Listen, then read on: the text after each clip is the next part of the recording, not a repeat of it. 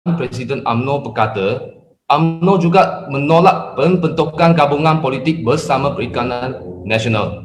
Selepas keputusan ini, pemimpin UMNO yang memegang jawatan menteri dan timbalan menteri di bawah Kerajaan Perikatan Nasional digesah segera meletakkan jawatan. Tapi rupanya tidak berlaku. Sebabnya, Presiden UMNO Dato' Sri Ahmad Zahid Hamidi diminta peruntuk sama dari jawatannya jika mahu menteri-menteri UMNO meletak jawatan atas dasar kepentingan parti. Selain itu, semasa Perhimpunan Agung MIC, Presiden MIC Venus Warren mengulangi pendirian MIC yang akan terus menyokong Kerajaan Perikatan Nasional yang dipimpin Perdana Menteri Muhyiddin Yassin sementara menunggu keputusan muktamad dibuat Majlis Tertinggi Barisan Nasional. Jadi dari sini, kita boleh nampak anggota Barisan Nasional sendiri pun tidak bersetuju apa yang dinyatakan oleh UMNO tanpa lalui Majlis Tertinggi Barisan Nasional. Jadi, bahagian pertama malam ini, kita mahu soalkan, Puak Menteri UMNO tidak peruntukkan diri, UMNO pecah. Barisan Nasional akan pecah juga. First, kita mahu jemput YB Yashruddin untuk berikan pandangan dan analisis bahawa Puak Menteri UMNO dapat menekan Majlis Tertinggi UMNO mengadakan pemilihan parti sebelum PRU 15. Apa pandangan YB? Terima kasih Saudara Lee Ming Wen. Salam hormat, salam reformasi, salam sejahtera, salam perjuangan kepada semua. Saya hormati Saudara YB Amin Ahmad, Ahli Parlimen Kangar, dan juga sahabat panel kita Saudara Tan Ahkau, penganalisis politik.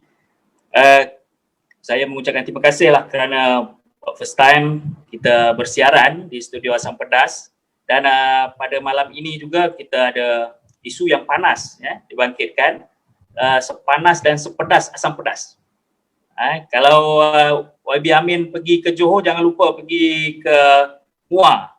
Di Muar ada asam Jawa, ada asam pedas di balik Jawa. Nanti saya belanja YB Amin kalau datang ke Johor.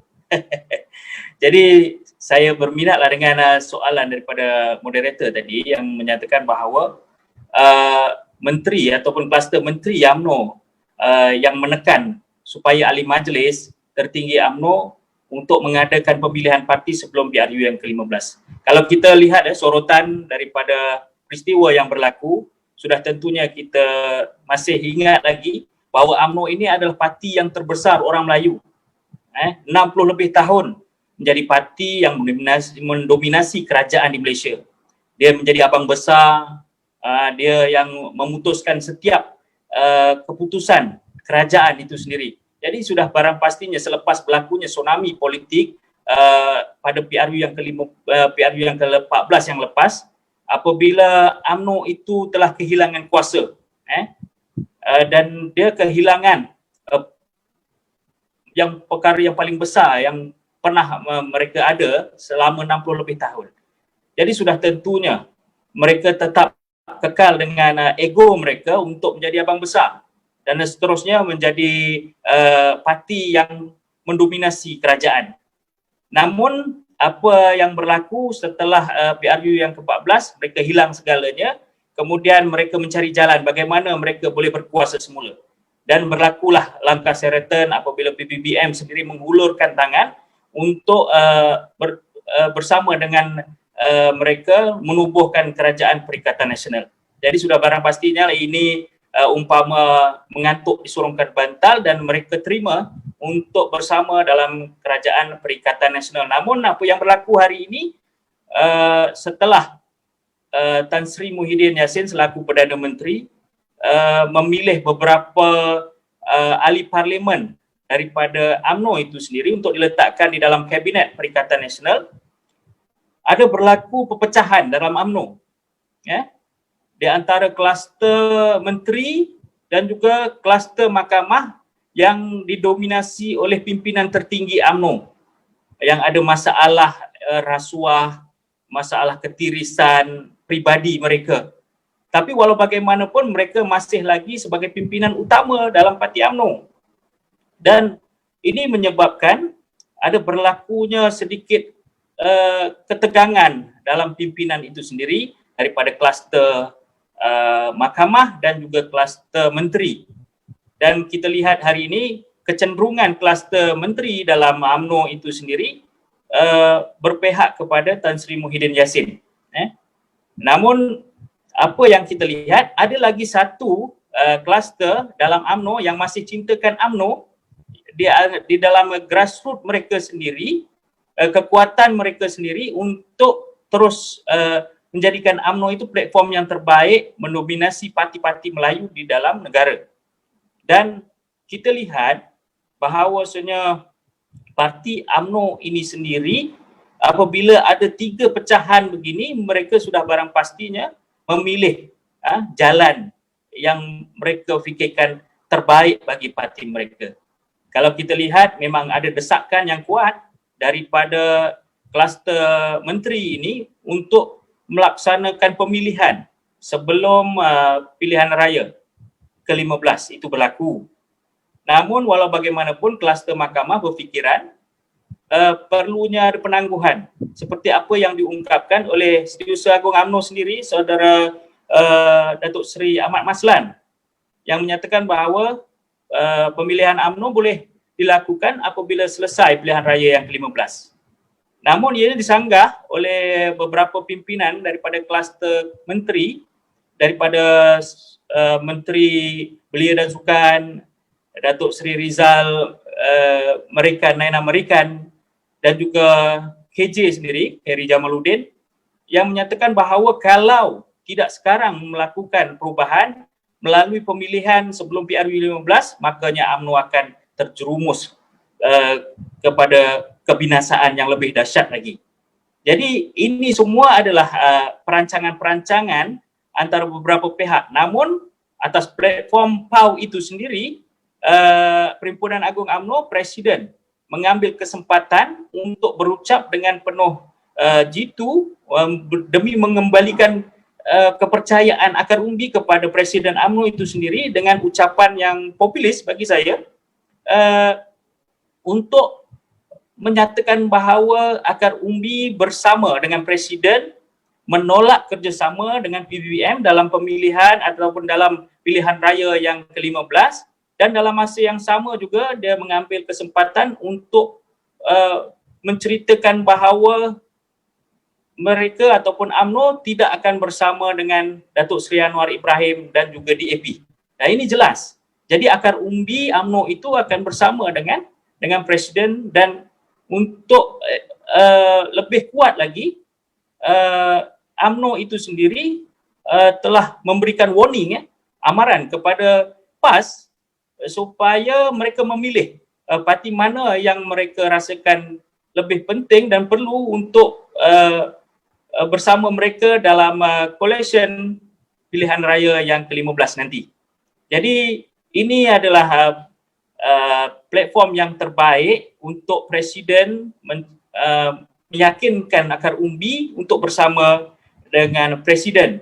Dan dalam masa yang sama juga, saya fikir akar umbi pada hari ini lebih kuat bersama Datuk Seri Ahmad Zahid Hamidi berbanding dengan kluster menteri, yang saya fikir hubungan dengan PBBM, antara PBBM dengan UMNO itu sendiri sebenarnya sudah rapuh dan tidak ada pegangan lagi.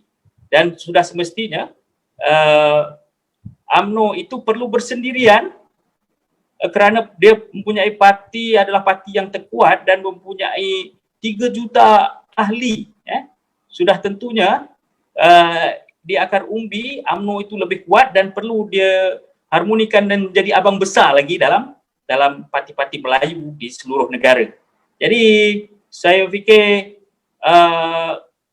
tekanan daripada kluster menteri ini tidak menjejaskan matlamat asal Presiden itu untuk menjadikan UMNO itu lebih ke depan berbanding parti-parti Melayu yang lain seperti PAS dan juga PBM. Dan saya fikir tekanan-tekanan ini tidak akan memberi kesan kepada Presiden dan juga barisan pimpinan UMNO di Malaysia. Terima kasih. Terima kasih YB bagi pandangan tadi.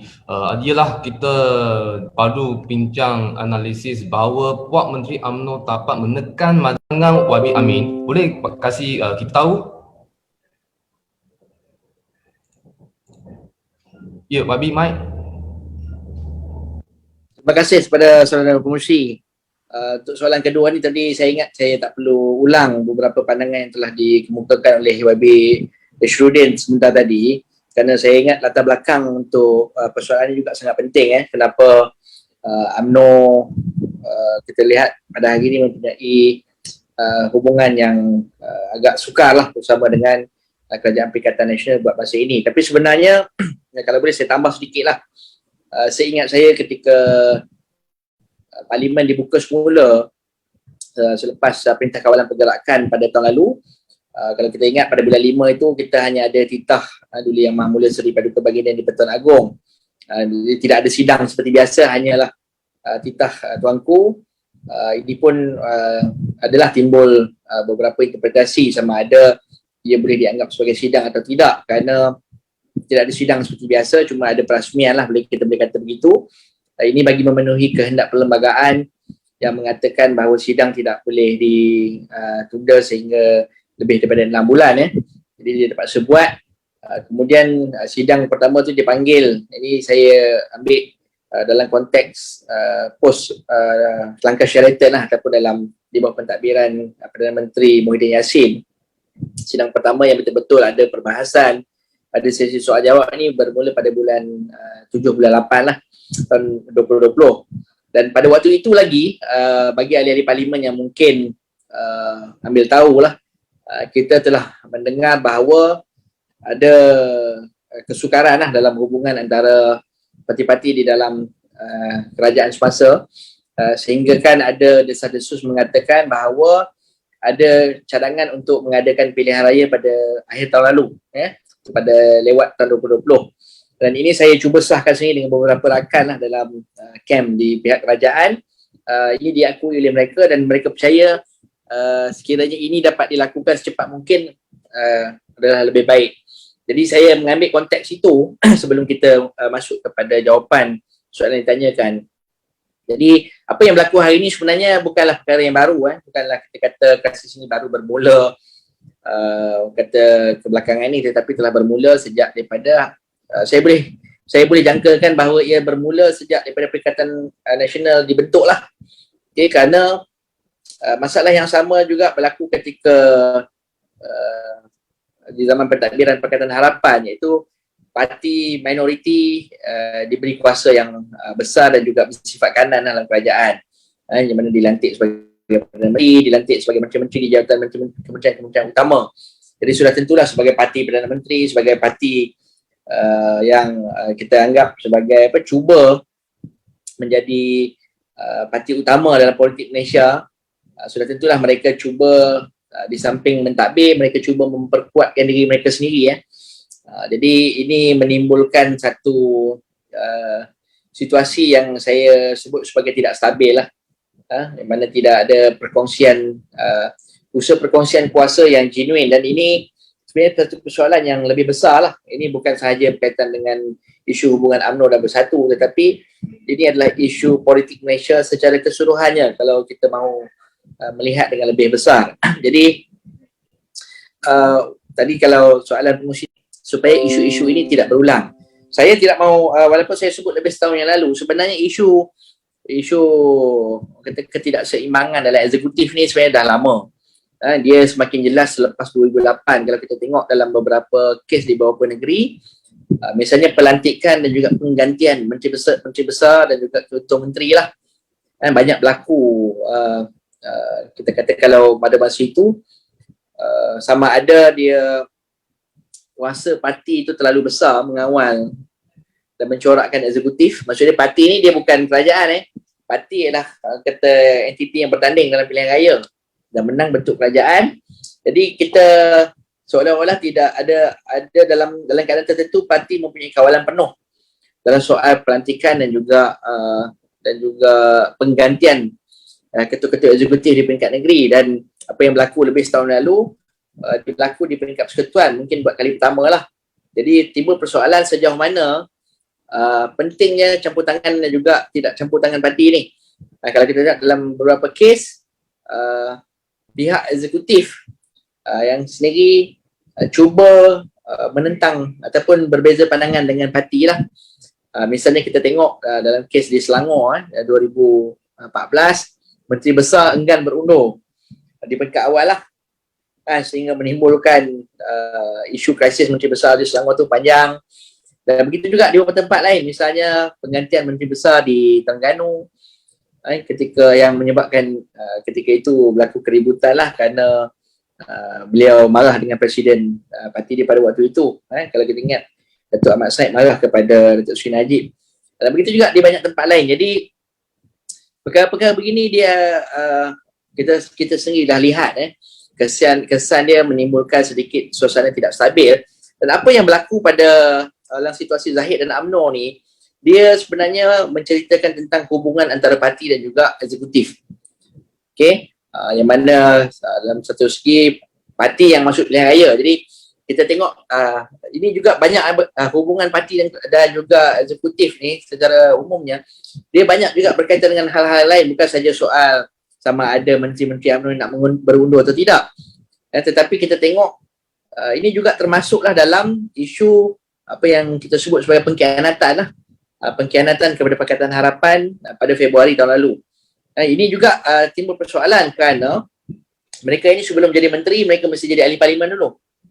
Okay, dalam ataupun dilantik jadi senator lah sebahagiannya. Jadi mereka ni menjadi ahli parlimen, bertanding mesti dapat watikah parti. Sekiranya tidak ada watikah daripada parti, mereka tidak layak untuk menggunakan logo parti. Jadi adakah fungsi parti hanya setakat keluarkan watikah, dia kemudian ahli parlimen itu bebas membuat keputusan yang berbeza dengan perjuangan parti ataupun bebas untuk nak keluar masuk parti. Jadi seolah-olah parti hilang kawalan lah. Jadi perkara ini yang saya ingat perlu diperbincangkan dengan lebih lanjut dalam untuk kita mendewasakan lagi demokrasi di negara kita. Dan dalam kes Zahid dengan menteri ini, saya ingat apa yang baik sedikit dalam hubungan Zahid dengan menteri-menteri UMNO ni ialah keputusan dicapai melalui satu mesyuarat agung lah, ataupun Perhimpunan Agung UMNO, yang mana kalau dalam sistem parti inilah adalah medan untuk membuat keputusan terbesar lah, keputusan dasar yang terbesar. Jadi kita tahu dalam Perhimpunan Agung UMNO yang terakhir, yang baru-baru ini dilangsungkan, satu ketetapan telah diambil. Walaupun kita tengok ketetapan diambil selepas dari Perhimpunan Agung UMNO, seolah-olah macam ada kumpulan yang tidak bersetuju lah, sama ada mereka ini dari dalam UMNO ataupun mereka ini mungkin rakan kerjasama UMNO ataupun kumpulan yang mungkin meneroka kerjasama dengan UMNO. Okey. Jadi adakah keputusan yang telah dibuat melalui satu mesyuarat rasmi boleh diubah dengan satu cara lain di luar mesyuarat rasmi tadi? Jadi ini satu dinamik yang bagi saya agak menarik lah dalam hal berorganisasi.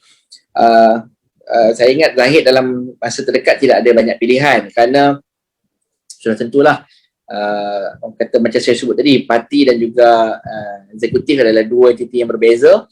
Jadi akhirnya eksekutif macam kes Tan Sri Khalid Ibrahim di Selangor, mereka boleh berdegil. Mereka boleh berdegil kalau parti mungkin nak buang mereka daripada parti ataupun mengenakan sebarang tindakan disiplin yang lain, menggantungkan. Jadi ini ada risiko kepada UMNO lah. Ada risiko kepada UMNO dari segi imej UMNO sama ada ia bertambah baik ataupun tidak. Kalau kita tengok ini sedikit lah kalau boleh saya sorot sejarah. Selepas saja UMNO Barisan Nasional kalah dalam PRU 2018, ada pemimpin UMNO yang hari ini kita nampak seolah-olah inilah pemimpin kanan UMNO yang selepas kalah dia tidak bertanding, mendiamkan diri. Saya sebut kalau boleh di sini Syamuddin Tun Hussein. Hari ini mungkin beliau cuba meninjau untuk jawatan presiden kerana beliau pernah berada pada satu tahap yang agak tinggi dalam hierarki UMNO. Tetapi mungkin sebahagian ahli UMNO akan melihat, akan bertanya kan, kenapa beliau lari dari tanggungjawab ketika UMNO jatuh. Jadi orang macam Zahid naik. Jadi terlepas sama ada soal Zahid tu bagus atau tidak, berkualiti ataupun tidak, bagi sesebuah parti dia perlukan pemimpin lah. Dan dalam hal ini Zahid dalam pemilihan UMNO yang lepas, beliau telah menawarkan diri dan dipilih berbanding calon-calon yang lain. Jadi ini sedikit sebanyak menunjukkan bahawa Zahid di dalam parti itu mempunyai pengaruh yang tersendiri. Sama ada pengaruh itu masih membesar ataupun semakin berkurangan, itu kita terpaksa tunggu sehingga pemilihan yang akan datang lah. Jadi Zahid sudah tentu, kalau kita ambil dalam konteks masa, Zahid sudah tentu mahu menggesa pilihan raya diadakan cepat kerana tadi saya sebut isu watikah. Jadi Zahid mempunyai kuasa untuk menandatangani watikah calon-calon daripada UMNO. Jadi semakin lama ditunda pilihan raya. Jadi kalau selepas pemilihan UMNO, jadi Zahid mungkin terpaksa berperang lah dengan mereka-mereka yang tidak bersetuju dengan pendirian yang diambil oleh beliau, dan juga majoriti yang menyokong beliau di dalam UMNO sekarang, yang saya percaya berpunca daripada sikap Zahid sendiri menawarkan diri sebagai pemimpin ketika UMNO dalam keadaan kalah. Jadi kita tak boleh underestimate Zahid sebagai Presiden UMNO. Tak kira lah kita suka ataupun tidak suka dengan dia. Dan saya percaya menteri-menteri UMNO pun juga memikirkan hal yang begini kerana dalam situasi kerajaan yang kita kata mempunyai majoriti yang agak tipis, Zahid sebenarnya tak perlukan menteri-menteri ini keluar daripada kerajaan. Cukup kalau kita tengok peristiharan Datuk Jazlan ahli Parlimen Machang, dan juga Padang Rengas, itu Tan Sri Nazri Aziz lah. Pengumuman mereka untuk menarik sokongan tu, kalau sekiranya ada lagi beberapa ahli Parlimen UMNO menarik sokongan pun sudah cukup untuk mencalarkan imej kerajaan lah. Berarti dalam situasi Parlimen digantung ni sebenarnya bagi umum, kerajaan yang ada beroperasi tanpa mandat yang ataupun beroperasi dengan mandat yang diragui lah. Jadi kalau menteri-menteri ini mungkin membelakangi Zahid lah, kalau saya dengar daripada Perhimpunan Agung UMNO tu, arahan peletakan jawatan ialah sebaik sahaja darurat amat, ataupun pada Ogos akan datang lah. Jadi kalau mereka mungkin kata berdegil, mungkin ada satu tindakan sama ada Zahid mengenakan tindakan disiplin ataupun tidak lagi menamakan mereka sebagai calon UMNO. Jadi itu antara risiko besar yang mereka mungkin terpaksa berdepan lah sekiranya memilih untuk tidak mengundurkan diri. Kecuali kalau ada perkara-perkara yang lain berlaku lah, kerana dalam politik ni macam-macam boleh berlaku dalam tempoh yang relatif singkat.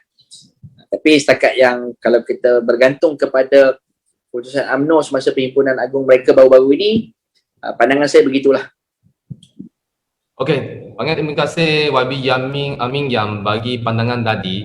Rupanya I nampak YB Yashuddin dengan saudara Tan masa YB Amin bagi pandangan banyak kali noting kepala, maksudnya mesti ada sikit pandangan nak bagi strategic view. Sebelum serah kepada saudara Tan dan itu soalan, saya nak tanya YB Yash, ada apa pandangan tadi? Sebab I nampak YB Yash noting banyak kali.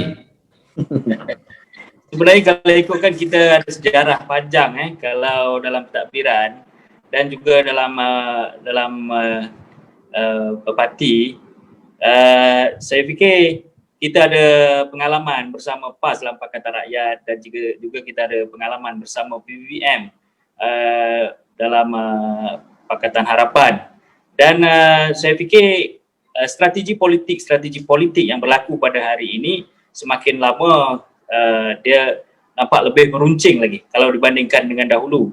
Dia coalition politik itu penting pada hari ini, mana-mana parti perlukan rakan parti untuk menang dalam pilihan raya. Tapi apa yang berlaku pada hari ini, dia agak sukar apabila kuasa besar dalam politik itu berlaku. Masing-masing nak jadi abang besar, itu tadilah. Jadi saya fikir keadaan ini akan berterusan sampai pilihan raya yang ke-15. Itulah saudara Lim Mei Wen. Yes, terima kasih YB Yashuddin. Okey, sekarang sebelum serah kepada saudara Tan, soalan yang tanya adalah analisis. Nak dengarkan apa pandangan saudara Tan, nak kasih analisis buat Menteri UMNO akan masuk bersatu menyebabkan Barisan Nasional pecah ke tidak? Apa pandangan saudara Tan? Terima kasih Saudara Lee sebagai juru acara. Dengar tak? Boleh? Okey, terima kasih jugalah kepada dua-dua YB yang memberikan perbincangan yang cukup mendalam. Saudara YB Amin merupakan orang yang memang pakarlah dalam bidang analisa ini. Dan saya ingin komen sedikit tentang apa yang diutarakan oleh saudara YB Amin tadi. Saya memang setuju dengan pandangan beliau kerana apabila belanjawan dibentangkan dalam Dewan Rakyat tempoh hari Disember tahun lepas, keputusannya adalah 111 lawan 108 dan 1 undi daripada Gua Musang berkecuali. Maksudnya, pihak kerajaan hanya mempunyai 2 undi lebihan. Kalau ada 2 undi keluar, masuk pembangkang akan jadi 110 dan dia jadi 109.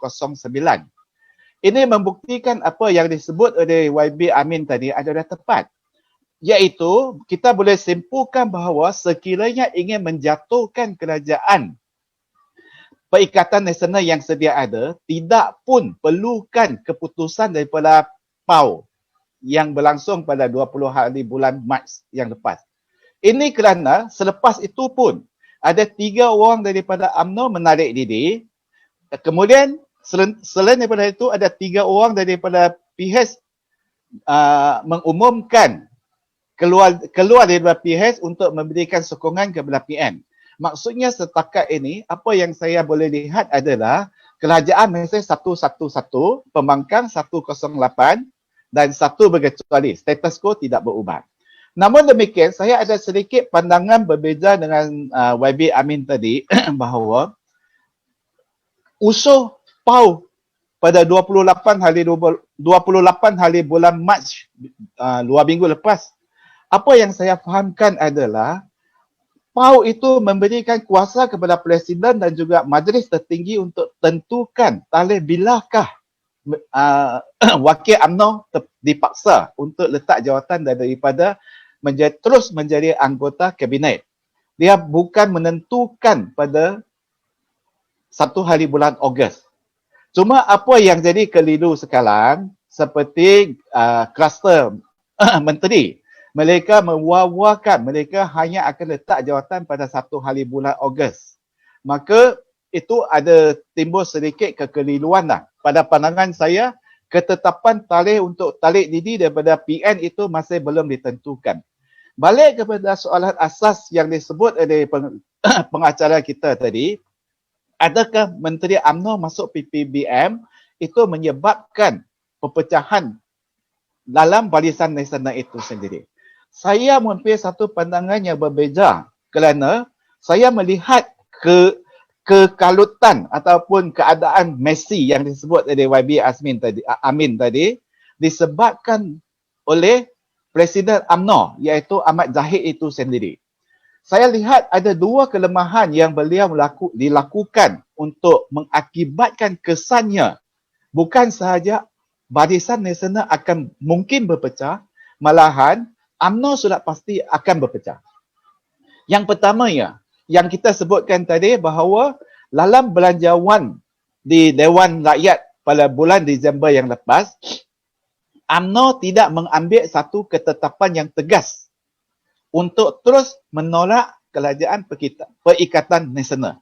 Seandainya pada bulan Disember yang lepas ada 4 atau 5 orang yang tidak mengundi sokong belanjawan itu, maka pihak Perikatan Nasional sudah jatuh pada ketika itu.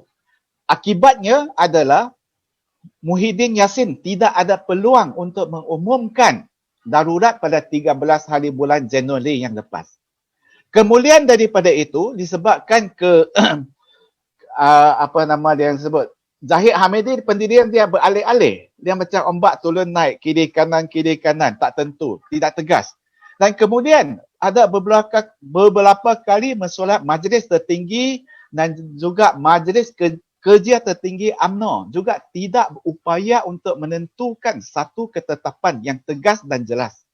Maka Majlis Tertinggi menyerahkan kuasa memutus itu kepada PAU, PAU.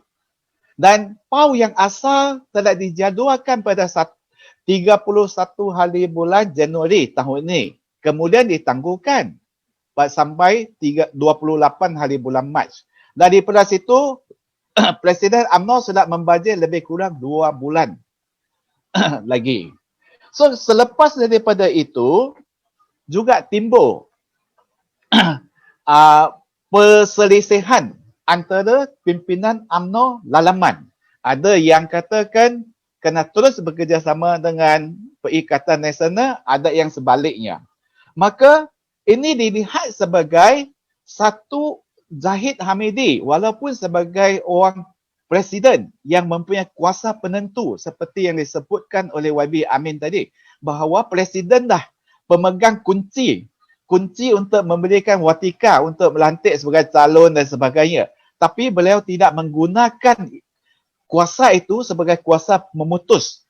Dan inilah mengakibatkan ramai orang hilang keyakinan dan kepercayaan. Itulah sebabnya mengakibatkan MIC juga menyatakan pendirian yang agak bercanggah dengan pendirian UMNO. Sebab kalau kita lihat balik sejarah Barisan Nasional, tidak pernah berlaku sama ada MCA ataupun MIC bertentangan dengan pendirian UMNO secara terbuka. Tapi hari ini kita boleh lihat bukan saja MIC.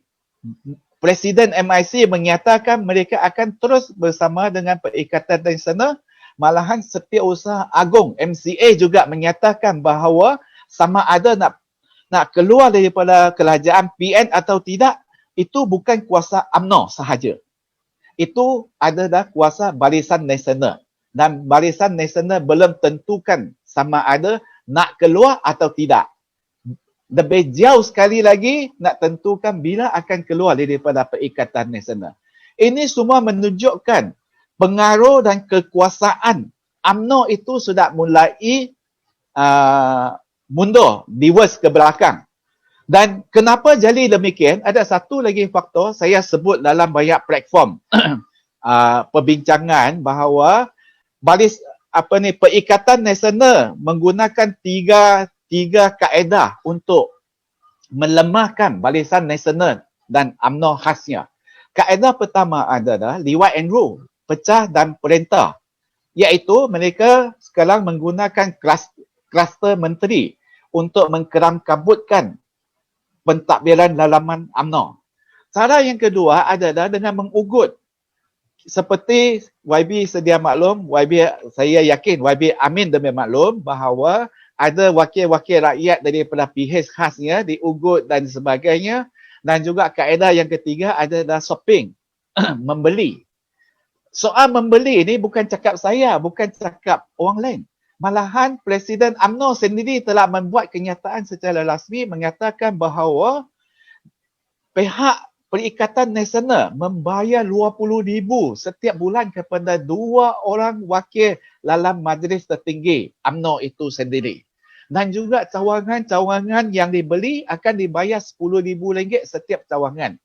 So, dalam erti kata yang lain, perpecahan dalaman UMNO ini adalah gabungan 3 faktor ataupun kejayaan PPBM khasnya, iaitu membeli, divide and rule, pecah dan perintah, dan juga mengugut. Kenapa semua ini boleh mencapai satu kejayaan yang begitu luar biasa? Kerana Zahid Hamidi sendiri tidak tegas, tidak cukup pantas. Tuan-tuan dan puan-puan, kalau kita lihat balik zaman Mahathir, bagaimana beliau memecat Datuk Seri Anwar Ibrahim. Cepat dia potong. Sama ada keputusan itu tepat atau tidak, dia cepat. Begitu juga dengan keputusan Najib memecat Muhyiddin sendiri dengan Presiden Warisan Safi Abdah. Begitu cepat dia ambil tindakan. Sebaliknya, Zahid Hamidi agak lambat. Dia nampak seolah-olah lembab dan tidak berani mengambil ketetapan, tidak berani mengambil tanggungjawab sepenuhnya atas sesuatu keputusan. Paling senang, pada 28 hari bulan Mac, PAU sudah menetapkan Presiden dan juga Majlis Tertinggi boleh tentukan tarikh bilakah menteri-menteri daripada UMNO terpaksa letak jawatan. Sehingga hari ini sudah hampir 2 minggu keputusan tidak dibuat. Sepatutnya Zahid Hamidi sebagai Presiden UMNO yang mempunyai kuasa besar, kuasa mutlak, hampir kuasa mutlak, memanggil mesyuarat dan umumkan segera bilakah menteri-menteri daripada UMNO diwajibkan letak jawatan. Kepada menteri yang enggan letak jawatan, ambil tindakan tegas, pecat. Itu saja. Kalau sedemikianlah berterusan, saya lihat kemungkinan MIC dan MCA juga akan menimbang semula kedudukan mereka sama ada mereka akan terus duduk dalam barisan nasional bersama-sama dengan UMNO atau tidak. Ini kerana kepimpinan MIC dan MCA melihat Presiden UMNO yang ada sekarang ni tidak boleh digantung ataupun tidak boleh disandar kerana pendiriannya tidak tetap, tidak tegas. Inilah saya lihat sebagai punca utama boleh mengakibatkan barisan nasional berpecah sekiranya keadaan ini berlalutan. Sekian, terima kasih. Bagus. Ya, terima kasih Saudara Tan yang bagi pandangan tadi. Maksudnya ada kemungkinan barisan nasional akan dipecah. Tapi bagi orang yang baru masuk klik on link hari ini untuk live on Facebook Studio Kini Asam Pedas, tak ada salah. Ini bukanlah introduce untuk makanan. Kita nak baru sebut konten-konten yang mungkin anda boleh rasa pedas ataupun anda boleh rasa asam. Baru-baru kita baru selesai bahagian satu yang bincang tentang Puak Menteri UMNO tidak mengunturkan diri. UMNO pecah, Barisan Nasional akan pecah ke tidak. So, untuk minta saudara-saudara, kita terus sharekan bagi rakan-rakan semua untuk boleh dapat masuk live pada malam ini yang first episode untuk Studio Gini Asam Pedas. Marilah kita boleh bincang bersama-sama dalam live sekarang. Kalau ada apa-apa soalan, boleh komen di bawah live, okay? Boleh komen di bawah. So, mari kita masuk ke bahagian kedua malam ini. Baru semalam kita dapat berita tentang rakaman audio antara Presiden UMNO Ahmad Zahid dan Presiden PKR Dato' Sri Anwar Ibrahim yang tular di media sosial sejak malam tadi. Saya percaya ramai pun sudah tahu yang tentang rakaman audio yang berikut. Ahli Majlis Kerja Tertinggi UMNO Muhammad Fuad Zakashi mengatakan bahawa tindakan ini bermotifkan politik. Apakah motif ini? Kita akan bincang dalam bahagian kedua malam ini. Selain daripada itu, Ahli Parlimen Padang Rengkas Nazri Abdul Aziz memberikan peringatan yang peluang Barisan Nasional untuk menang dalam PRU 15 amat tipis jika Zahid kekal sebagai Presiden UMNO dan pengerusi Barisan Nasional. Beliau juga mengatakan bahawa komponen Barisan Nasional nampaknya tidak menghormati Zahid. Ini disebabkan AGM MIC hujung minggu lalu, tadi sebelum bahagian satu dah sebutkan pengerusi MIC, sekiranya Presiden UMNO dan pengerusi Barisan Nasional dihormati dan disegani, parti komponen tidak akan mengundang orang luar untuk merasmikan AGM MIC hujung minggu yang lalu. So, jadi bahagian kedua, soalan yang seterusnya adalah tekanan dari pimpinan UMNO terhadap Zahid. Kluster menteri masih akan masuk bersatu ke tidak? So, suara tekanan dari pimpinan UMNO terhadap Zahid, Puak Zahid boleh pemilihan UMNO ke tidak? Serahkan kepada Wabi Yasruddin untuk bagi pandangan yang bahagian kedua ini. Wabi Yas. Terima kasih Saudara Lim Meng Wen. Kalau ikutkan kita setuju dengan Saudara Amin tadi dan juga Saudara Tan Akau. Sebenarnya kalau ikutkan Presiden UMNO pada hari ini tidak mempunyai banyak pilihan. Dia tidak boleh seperti dahulu Presiden UMNO sebelum ini yang mudah untuk membuat keputusan, tapi dia perlu berhalusi setiap apa segala keputusan yang beliau akan hadapi di kemudiannya. Jadi sebab itulah kalau tekanan itu akan terus kuat untuk memberikan untuk diberikan kepada saudara ni Presiden UMNO itu, saudara Zahid sendiri, supaya Presiden meletakkan jawatan itu daripada pelbagai sudut dan ini adalah peluang penting untuk UMNO itu menukar kerajaan ataupun menukar pimpinan daripada pimpinan UMNO itu sendiri. Jadi memang dalam keadaan pada hari ini keadaan yang paling sukar. Dan kalau kita ikutkan sendiri kluster menteri itu sendiri sebenarnya bukanlah kluster yang boleh ada pilihan yang banyak, tidak. Dan mereka juga adalah ahli parlimen yang pandai, yang pintar, dan dia melihat surutan sejarah yang silam, bagaimana Pakatan Harapan, bagaimana Pakatan Rakyat berlakunya dalam Perikatan Nasional itu sendiri, dalam gabungan itu sendiri, melihatkan daripada keadilan sendiri. Kalau kita lihat sendiri daripada keadilan telah beralah lama dengan parti-parti rakan sebelum ni dalam Pakatan Harapan dan juga Pakatan Rakyat. Kalau dalam Pakatan Rakyat itu sendiri dalam PRU yang ke-13, kita bersama PAS memang kita berikan kursi yang banyak. Ini soal kursi ini penting untuk parti-parti politik dalam coalition parti menuju setiap kali pilihan raya. Jadi dalam PAS itu sendiri, bila kita persetujui dalam mesyuarat, makanya kita serahkan banyak kursi-kursi yang grade yang terbaik kepada rakan parti kita dalam PAS. Malah kita mengalah dalam banyak sudut dan perkara dalam soal pengagihan kursi.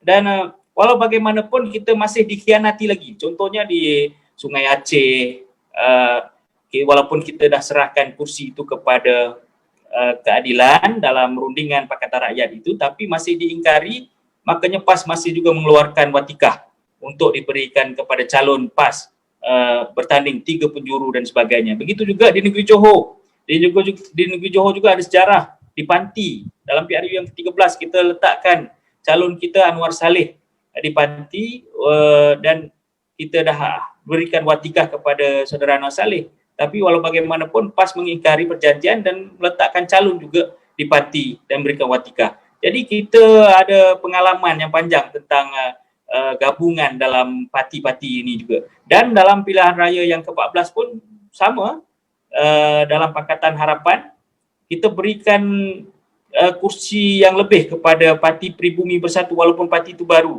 Kita bagi 10 kursi parlimen kepada Pribumi, kepada Bersatu, dan kita bagi lebih kursi DUN atas mufakat kita untuk bersama dalam pilihan raya yang ke-14 dan memenangi pilihan raya. Tapi walau bagaimanapun akhirnya kita dikhianati oleh pihak lawan. Jadi ini semua menjadi perkara penting pokok kepada parti, lebih-lebih lagi dalam UMNO menilai kembali persefahaman dalam coalition antara PVM dan PAS dalam Perikatan Nasional. Dan mereka kalau bersama dengan barisan ataupun PVM, UMNO akan berebut banyak kursi. Hasilnya kursi-kursi kawasan orang Melayu di antara PAS dan juga PVM dan juga UMNO. Jadi ini juga memberikan satu perkara penting pokok bagi mereka bagaimana hala tuju mereka dalam pilihan raya yang akan datang. Jadi sebab itulah UMNO melalui dilema yang sangat dahsyat pada kali ini untuk memilih bersama dengan Pakatan Harapan ataupun bersendirian ataupun bersama Perikatan Nasional. Jadi saya fikir keputusan ini tidak mudah bagi UMNO itu sendiri dan akhirnya mungkin memutuskan untuk bersendirian dalam pilihan raya yang ke-15 nanti. Jadi ini semua antara langkah-langkah dan strategi yang telah mungkin diatur oleh Presiden bagaimana untuk menghadapi pilihan raya yang akan datang dalam keadaan politik pada hari ini yang masih lagi dingdong. Dan mereka juga faham dalam keadaan ini orang Melayu akan berpecah kepada beberapa bahagian. Dan dia fikir UMNO itu masih ada lagi untuk bersama parti Melayu UMNO itu dan rakyat masih mengundi mereka lagi, tapi ianya berapa persen. Itu perlu difikirkan. Dan saya fikir dia perlu rakan, tadi saya beritahu dia perlukan rakan untuk gabungan untuk mereka menang dalam pilihan raya yang ke-15, dan ianya tak mudah. Kalau kita ikutkan sejarah-sejarah pilihan raya sebelum ini, memang mereka bersama MIC dan MCA, tapi kali ini dia fikirkan kalau dia bersendirian menggunakan logo UMNO itu sendiri pun juga mereka boleh bersendirian dan membentuk kerajaan juga kemungkinan selepas PRU yang ke-15. Mungkin mereka ada kursi untuk digabungkan dengan mereka yang ingin mengambil ahli-ahli parlimen untuk bergabung dan membentuk kerajaan. Jadi ini semua tentunya menjadi perkara pokok dalam setiap strategi UMNO itu sendiri. Walaupun dalam keadaan yang sukar, tapi mereka kena membuat keputusan, dan akhirnya keputusan itu adalah keputusan yang sukar dan mereka kena terima keadaan itu. Dan saya fikir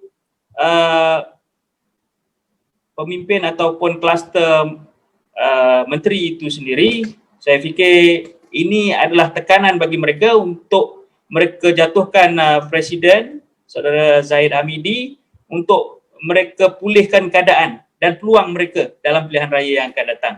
Sama ada mereka terus bersama PN ataupun mereka mengambil alih tampuk kepimpinan UMNO dan membuat keputusan bagaimana mereka akan membentuk coalition itu pada masa akan datang. Jadi itu saja, Saudara Memimpin. Terima kasih Wabi Yashuddin. Ya, ini adalah satu view yang amat baik. Rupanya pemimpin-pemimpin UMNO sekiranya Presiden UMNO sudah beruntung, adakah mereka masuk satu lagi, itu macam bukan lagi satu isu yang dibincangkan. Tapi peran saudara dalam UMNO, adakah lebih mudah jika Presiden UMNO beruntung untuk selamatkan UMNO? Ini adalah satulah isu pun sangat interesting bagi kita untuk bincang. Apa pandangan Wabi Amin tentang peran saudara dalam UMNO? Adakah sekiranya Presiden UMNO beruntung untuk selamatkan UMNO, jadi tak ada isu lagi dalam perang saudara dalam UMNO? Apa pandangan Wabi Amin?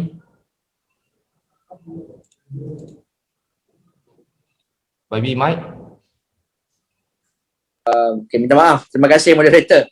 Saya sebenarnya dalam pusingan pertama tadi saya dah sebutkan bagaimana Zahid Hamidi muncul ketika Barisan Nasional berada dalam titik terlemah selepas pilihan raya umum ke-14, untuk muncul sebagai pemimpin yang sanggup mengambil tanggungjawab ketika ada pemimpin lain yang memilih untuk mungkin cuba berada outside the radar lah. Kita tahu misalnya Datuk Seri Syamuddin memilih ketika kalah berundur tidak memegang apa-apa jawatan, dia menyerahkan kepada Datuk Seri Ahmad Zahid Hamidi sebagai antara calon yang berjaya lah, walaupun ada calon-calon yang lain juga bertanding. Jadi yang pertama yang kita perlu tahu bahawa kedudukan Datuk Seri Ahmad Zahid Hamidi sekarang di dalam UMNO adalah kedudukan yang bagi saya agak stabil lah, kerana beliau naik sebagai presiden yang dipilih, bukan kita kata automatik tiba-tiba ganti Datuk Seri Najib begitu saja. Okey. Jadi kenaikan beliau sudah tentulah presiden ni satu jawatan tertinggi dalam parti, tentulah disokong oleh perwakilan-perwakilan yang majoriti lah yang telah memilih beliau sebagai pengganti. Itu yang pertama. Dan konteksnya juga kita kena faham bahawa beliau naik ketika UMNO berada dalam kedudukan terlemah, dan dalam tempoh 2 tahun UMNO sedikit sebanyak lah bagi saya dengan kerjasama dengan PAS sebelum ni dapat cuba memulihkan imej mereka. Maksud dia suara UMNO ataupun suara Barisan Nasional lah yang secara dominannya oleh UMNO kembali kata didengari oleh rakyat. Jadi ada 2 faktor di sini. Yang pertama sekali, sama ada Datuk Seri Ahmad Zahid Hamidi berjaya consolidate berjaya untuk meletakkan UMNO dalam keadaan yang lebih berdisiplin untuk menghadapi Pakatan Harapan sebagai kerajaan pada waktu itu. Ataupun yang kedua adalah kerana Pakatan Harapan sendiri dalam tempoh semasa pentadbiran tidak berjaya untuk memenangi pandangan umum. Ini pun boleh diperhalusi lagi sebenarnya, kerana suka atau tidak suka, kadang-kadang kita mendengar banyak keluhan di luar. Saya mungkin ada batasan kerana mungkin kerana faktor kekangan bahasa lah, saya tidak faham ataupun tidak boleh bertutur dalam bahasa Cina ataupun India ataupun bahasa-bahasa lain yang dipertuturkan oleh rakyat Malaysia. Tetapi kalau kita ambil dalam konteks politik kita semasa pentadbiran Pakatan Harapan, sudah tentulah UMNO sebagai parti Melayu terbesar, PAS walaupun kurang menekankan persoalan Melayu dalam retorik politik mereka, tetapi dianggotai oleh orang-orang Melayu juga. Parti kedua terbesar lah kalau kita kata di Malaysia ni. Jadi kalau kita dengar di mana-mana dalam perhimpunan ni lah, kawan-kawan ataupun keluarga, jadi chances ataupun peluang untuk kita mendengar tentang retorik Melayu, retorik politik Islam secara PAS itu lebih besar berbanding retorika perubahan.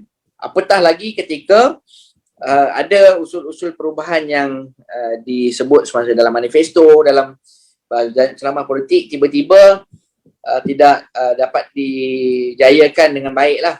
Tak dapat nak laksanakan dengan baik tu mungkin satu aspek, tetapi apabila ada pemimpin-pemimpin yang nampak tidak bersungguh bila kita tidak committed untuk melaksanakan manifesto, bercakap seolah-olah perkara yang tertentu ni tidak penting.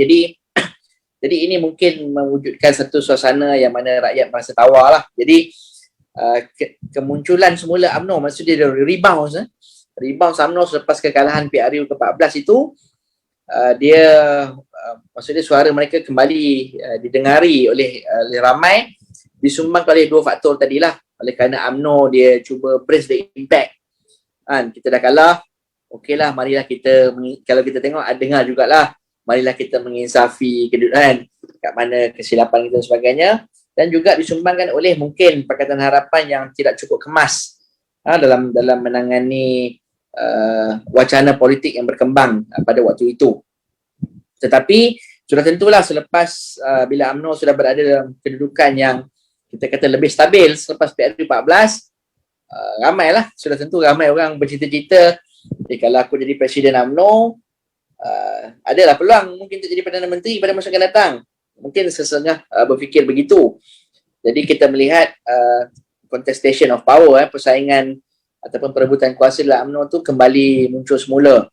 Dan bagi saya perebutan ni satu yang biasa lah dalam politik, terutama parti-parti yang lama macam UMNO, yang bagi saya lebih demokratik lah berbanding PAS dalam segi soal peralihan kuasa dalaman. Kalau kita tengok dia quite intact. UMNO ni banyak kali krisis, tetapi krisis selepas PRU ke-14 ni dia berbeza sedikit. Sebab dulu kalau krisis pun UMNO masih jadi kerajaan, tetapi PRU 14 telah membuktikan bahawa ini krisis selepas mereka gagal mempertahankan kerajaan. Jadi cuma apa yang kelihatan peluang untuk kembali menguasai kerajaan tu ada, dan ini contribute dan menyumbang kepada krisis semasa lah UMNO dalam Perikatan Nasional sebagai sebuah parti Melayu yang terbesar, bersama dengan PAS kini ada bersatu. Jadi mereka ini kita secara umumnya bersaing dalam segmen pengundi yang sama. Dan macam saya cakap tadi lah, sudah tentulah parti Perdana Menteri, parti Menteri Kanan ni, mereka mahu menjadi parti yang dominan lah. Jadi untuk menjadi dominan, dia tak boleh lah lawan kedua-dua sekali, dia tidak boleh lawan UMNO dan PAS secara serentak. Jadi sama ada mereka memaksa UMNO dan PAS mengikut mereka, ataupun mereka terpaksa menekan salah satu parti dan kata berbuat baik dengan parti yang lain untuk berada dalam kedudukan yang lebih dominan lah. Jadi saya ingat ini dilema dalam UMNO, dan ini penting sebagai latar untuk saya menjawab sama ada lebih mudah atau tidak jika Presiden UMNO berundur untuk menyelamatkan UMNO. Siapa boleh bagi jaminan? sekiranya Presiden UMNO sekarang lah, kebetulan sekarang ni Ahmad Zahid Hamidi, siapa boleh bagi jaminan sekiranya dia berundur UMNO akan selamat? Kan dalam maksud saya selamat pun kita kena tanya selamat dalam bentuk apa. Kalau kita tengok dalam keputusan mesyuarat bahagian UMNO, saya pun tak ikut secara detail lah, dan juga ini diterjemahkan dalam keputusan dalam Perhimpunan Agung UMNO. Secara walaupun hari ini kita dengar ada suara-suara yang berkata Zahid patut berundur, tapi kita jangan lupa bahawa suara yang lebih besar atau keputusan yang lebih penting ialah majoriti perwakilan, majoriti bahagian, bukan majoriti kecil, majoriti yang besar merasakan bahawa mereka perlu masuk dalam PRU ke-15 secara maksudnya tidak bersama Perikatan Nasional lah. Jadi kita jangan melihat bahawa ini keputusan Zahid semata-mata. Okay, ini akan menjawab persoalan sama ada Zahid berundur tu selesai, maksud dia UMNO selamat dan sebagainya. Kerana keputusan ini keputusan yang kita akan nampak seiring dengan kehendak akar umbi UMNO. Jadi adakah sekiranya lah naik pengganti Zahid, kalau dia berundur digantikan oleh Tok Mat, adakah Tok Mat misalnya akan membuat satu keputusan yang berbeza dengan kehendak akar umbi tadi? Jadi ini pun akan meletakkan Tok Mat dalam satu kedudukan sukar. Jadi kita boleh faham kenapa UMNO sekarang ni masih berada dalam kerajaan, kenapa mereka tidak berundur. Bagi saya ini kerana suka atau tidak suka dalam politik ni lebih mudah sekiranya kita ada kuasa berbanding tidak ada kuasa. Okay. Ini mungkin satu kenyataan yang bagi saya tidak seharusnya menjadi satu kebanggaan dalam dunia demokrasi. Ya, sepatutnya dalam sebuah negara demokratik, mana-mana wakil rakyat, dan nama pun wakil rakyat, mereka ni adalah suara kerajaan dalam cabang legislatif. Okay, cuma peranannya ada yang jadi kerajaan, ada yang jadi penyokong kerajaan, ada yang menjadi penyemak dan imbang lah, ataupun disebut sebagai pembangkang. Sebenarnya semua orang dibayar gaji oleh kerajaan, ahli parlimen. Cuma peranan dia berbeza. Cuma suka atau tidak suka ada kelebihan lah bila jadi menteri dan sebagainya. Maksud saya kelebihan ni bukan dalam aspek gaji dan sebagainya, tetapi mereka berpeluang untuk menterjemahkan dasar perjuangan mereka. Okey, dan dalam hal ini kita tengok UMNO PAS dengan bersatu secara umumnya, sudah tentulah tadi saya sebut mereka ni bersaing untuk segmen pengundi yang lebih kurang sama. Sudah tentulah bila mereka bercakap dengan latar belakang sokongan ahli-ahli aktivis pemimpin yang kita katakan sebagai pro-Melayu, pro-Melayu dan Muslim, sudah tentu atas kertas kita nampak lebih mudah untuk mensejajarkan ketiga-tiga parti ni, sebab nampak macam sama, senang lah nak duduk sekali kan. Tetapi hakikatnya apabila mereka wujud sebagai tiga buah parti berbeza, sudah cukup menjelaskan bahawa ada perkara yang orang kata mereka tidak boleh berkompromi lah. Kalau mereka boleh berkompromi, lebih baik buat satu parti saja. Kenapa perlu ada tiga parti kan? Jadi ini garis halus yang dalam jarang diberi perhatian oleh orang ramai lah. Dan sama ada bersatu boleh rise kata beyond, maksudnya above UMNO and PAS. Time will tell lah. Cuma dalam pengalaman politik yang singkat dalam bersatu ni, kita tengok bersatu bagi orang ramai it's just another political party yang striving for power lah kan. Lebih banyak penumpukan kepada persoalan kuasa. Dan saya secara peribadi tidak melihat lah sama ada kluster yang disebut sebagai kluster Menteri UMNO ni akan masuk bersatu. Kalau ada pun mungkin jumlahnya sangat sedikit lah. Jumlahnya sangat sedikit. Walaupun saya tidak menolak kemungkinan tu boleh berlaku. Misalnya macam dalam keadilan lah kan, walaupun kita percaya bahawa rakan-rakan yang pernah sama-sama bersusah payah dengan kita, berjuang di jalanan, ditindas, dizalimi, didiskriminasi, tetapi yalah, akhirnya mereka rasa mereka mungkin bigger than party, mereka boleh, mereka sanggup, walaupun mungkin mereka tidak bersetuju dengan satu dua orang, Tetapi yalah, akhirnya mereka membuat keputusan ni hanya berdasarkan kepentingan diri mereka. Mereka tak fikir sama ada keputusan mereka ni akan menzalimi ahli-ahli parti yang sama-sama bersusah payah, didiskriminasi. Mereka melihat ke mana jalur mereka akan pergi pada masa akan datang. Jadi Zahid Hamidi pun tidak terkecuali daripada mendepani hal yang sama. Kalau kita ambil contoh tadi dalam keadilan, mungkin ada juga menteri-menteri UMNO yang akhirnya mereka nak survive lah. Mereka mahu jadi menteri lagi, mereka mahu boleh bertanding lagi. Jadi persetankanlah apa kehendak akar umbi UMNO yang saya sebutkan tadi. Jadi bagi saya ini bukan sangat persoalan sama ada Presiden UMNO berundur boleh selamatkan UMNO atau tidak. Kan? Ini sama ada suara akar umbi UMNO berkesan atau tidak untuk mengawal kata keputusan pemimpin-pemimpin yang diberi peluang oleh parti bertanding. This is not easy, walaupun bunyi dia macam menakutkan. Kalau ikut pengalaman keadilan tu pengalaman yang pedih lah. Pedih, tetapi inilah yang perlu dihadapi. Sekian, terima kasih YB Amin yang tadi bagi pandangan. Saya pun setuju.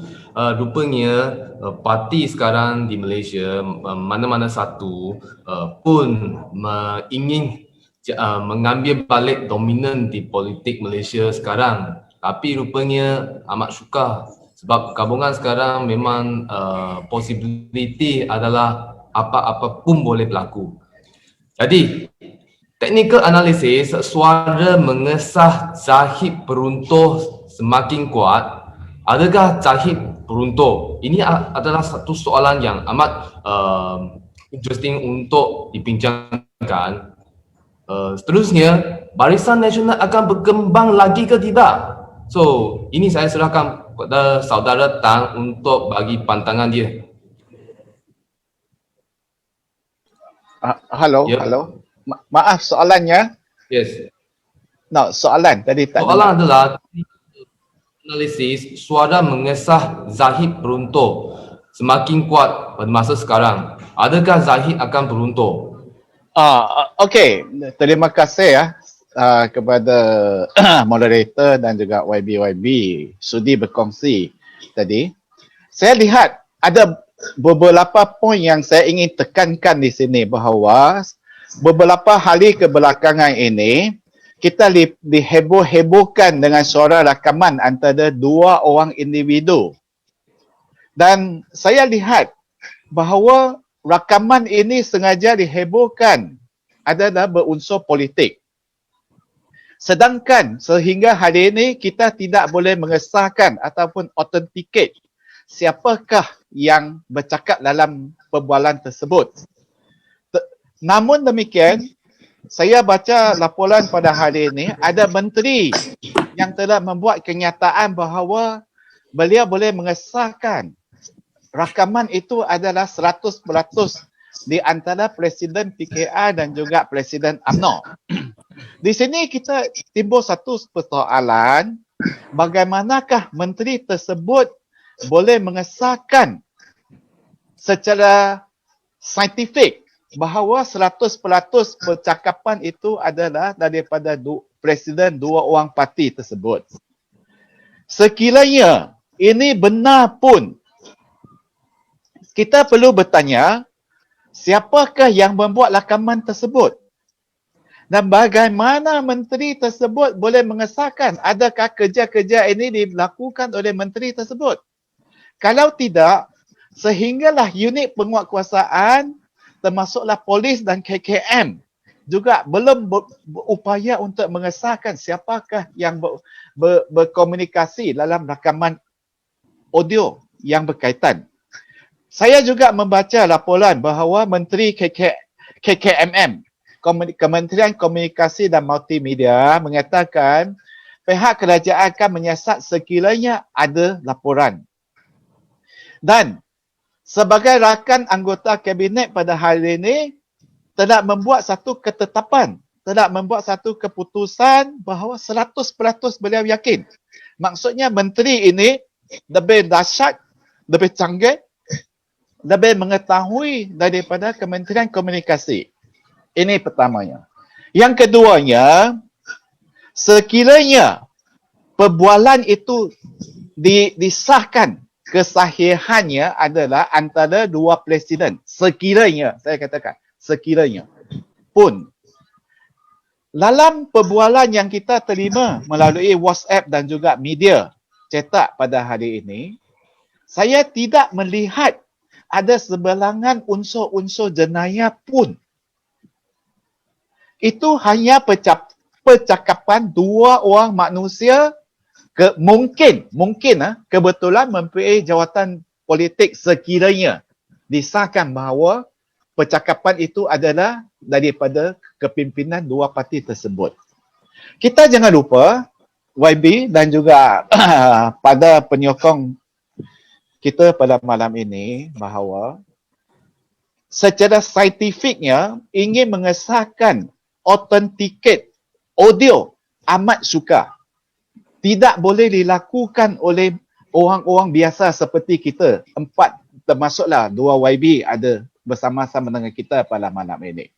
Kita tidak lupa lagi YB, mungkin YB Amin boleh tanya dalam sesi parlimen yang akan datang. Sedangkan ada video yang ada audio dan juga video dirakam daripada sebuah hotel di Sandakan yang begitu jelas, nampak wajah, nampak muka, hidung, mata, mulut, semua sekalipun. Pihak kerajaan nyatakan tidak boleh disahkan siapakah wajah, siapakah orang yang kita boleh lihat dalam video tersebut. Lebih daripada itu, antara aktor ataupun pelakon dalam video itu sudah mengaku dalam video itu adalah saya adalah pelakon dalam video itu. Tetapi kerajaan kata tak boleh, you tak tahu, tak boleh nampak, tak boleh sahkan, tak boleh authenticate. Video itu, wajah itu adalah siapa. Dan kepimpinan UMNO sendiri, saudara Lokman Adam telah menyatakan beliau hantar video tersebut ke Indonesia dan juga ke Amerika Serikat. Sampai sekarang kerajaan kata tak boleh sahkan. So persoalan yang kita nak timbulkan di sini, dengan yang ada gambar dengan audio pun tak boleh disahkan, sejauh manakah yang ini audio yang boleh di adjust dia punya bunyi, dia punya tone, dia punya dB itu boleh disahkan kedua-dua orang yang bercakap dalam audio tersebut adalah siapa. Sekiranya boleh disahkan pun, saya nyatakan tadi, daripada perbualan yang kita boleh dengar, tak ada apa, tak ada hubungan seks di dua tabi'i, dalam tabi'i tak ada unsur ugut, tak ada merancang untuk melakukan satu kejenayaan, bukan bercadang untuk bagi lompak, bagi curi, bagi tipu, bagi ambil duit dan sebagainya. Tak ada. Mereka cuma puji memuji. Adakah puji memuji itu satu kesalahan? Ini persoalan asas yang kita kena tanya. Dan daripada manakah, siapakah yang membuat intercept ataupun rakaman ini? Sekiranya perbualan itu adalah yang asli. So mungkin YB Amin boleh bawa dalam parlimen yang akan datang, tanyakan bukan sahaja rakaman audio ini, juga rakaman video yang sebelum ini, di manakah hasil siasatan. So saya boleh simpulkan bahawa apa yang kita diheboh-hebohkan hari ini, gong sini, gong sana, bunyi sini, bunyi sana, semua adalah berunsur politik untuk menjejaskan reputasi, kewibawaan ataupun nama baik Presiden UMNO dan juga Presiden PKR. Itu saja niat politik. Tak ada apa maksud yang lain saya boleh lihat dari sudut politik. Selain daripada politik tak ada maknanya. Kalau disiasat pun tak ada apa pun. Kalau hari ini di sini saya puji YB Amin, puji YB Yas, salah ke? Tak salah mah. Kita bukan rancang nak pergi curi bini orang ke apa kan. Tak ada. Apa yang nak disiasat? apa yang pihak kerajaan, menteri-menteri itu takut sangat? Sehinggalah sebab dia kita mesti mau mohon sidang parlimen boleh buka, jadi YB Amin boleh tanya soalan yang tadi saudara Tan sebutkan dalam parlimen, boleh tanya dan boleh berbincangkan hal yang berikut. ya, saya setuju. Sebab ini kenyataan yang dibuat oleh Menteri Kementerian Komunikasi dan Multimedia sendiri. Semua laporan akan disiasat. Sebab itu saya katakan, saya timbulkan rakaman dalam hotel Sandakan pun, saya tak tahulah siapa. Kerajaan kena berikan penerangan dah sebab ada orang yang mengaku dia adalah pelakon. Kan? Sepatutnya pelakon kena cas, kena dakwa di mahkamah, tetapi tidak. So itulah pandangan saya. Sekian, terima kasih. Ya, sekian terima kasih saudara Tan. Seterusnya, silakan. Sebab saya nampak YB Yash pun ada pandangan macam ingin bagi suarakan yang tentang rakaman audio berikutnya. Ya, adakah disebabkan oleh dua pemimpin-pemimpin yang adalah tertinggi di parti-parti mereka? Sebab itulah audio yang berikut macam dua orang yang berbual-bual pun boleh jadi satu hal. Apa pandangan YB Yasruddin? YB Mike? Okey, terima kasih Saudara Meng Wen.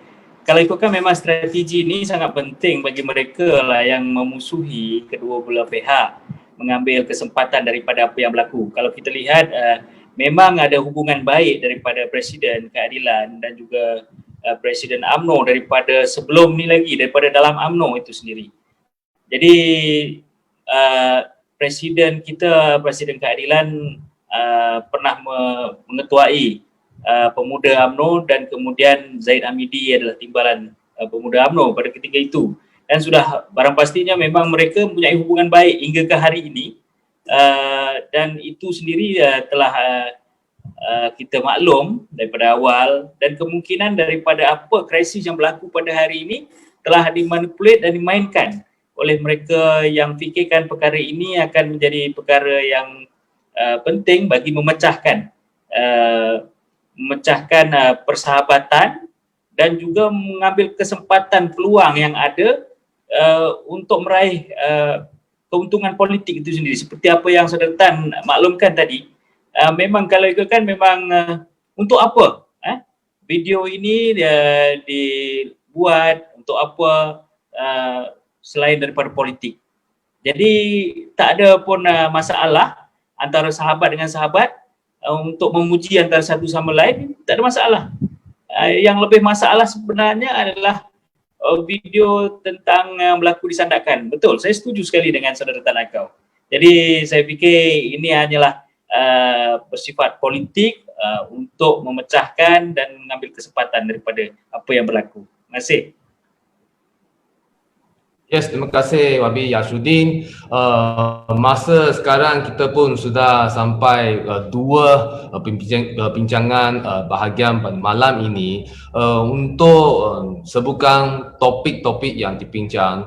Walau bagaimanapun, politik Malaysia sekarang memang adalah tidak stabil.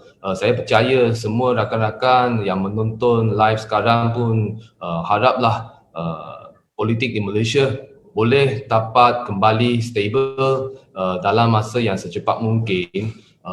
Kenapa? Sebab untuk ekonomi kembali boleh di negara kita, politik adalah salah satu faktor yang perlu distabilkan sebelum negara kita boleh kembali balik untuk ekonomi kita pergi lebih baik. So, terima kasih kerana bersama dengan kita di studio Asam Bedas pada malam ini. Apa rasa rakan-rakan yang menonton live sekarang, taste asam atau pedas? Kita serah kepada rakan-rakan untuk komenkan di bawah live malam ini. Harap semua rakan-rakan yang ada klik dan tengok live on Facebook malam ini boleh kongsikan video ini ke Facebook sendiri ataupun grup-grup yang mana boleh disebarkan.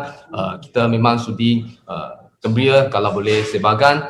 Nama saya Ming Wen, moderator pada malam ini. Harap kita boleh jumpa lagi pada minggu depan. Selain itu, berterima kasih banyak-banyak yang panelis, 3 panelis sudi datang pada malam ini. Ada YB Yamin yang memang sudi cepat balas untuk hadir tetap live on Facebook pada malam ini, dan YB Yasudin juga sudi datang. Lagi satu penganalisis politik adalah rakan saya juga, Saudara Tan pun ambil masa sendiri untuk hadirkan pada malam ini.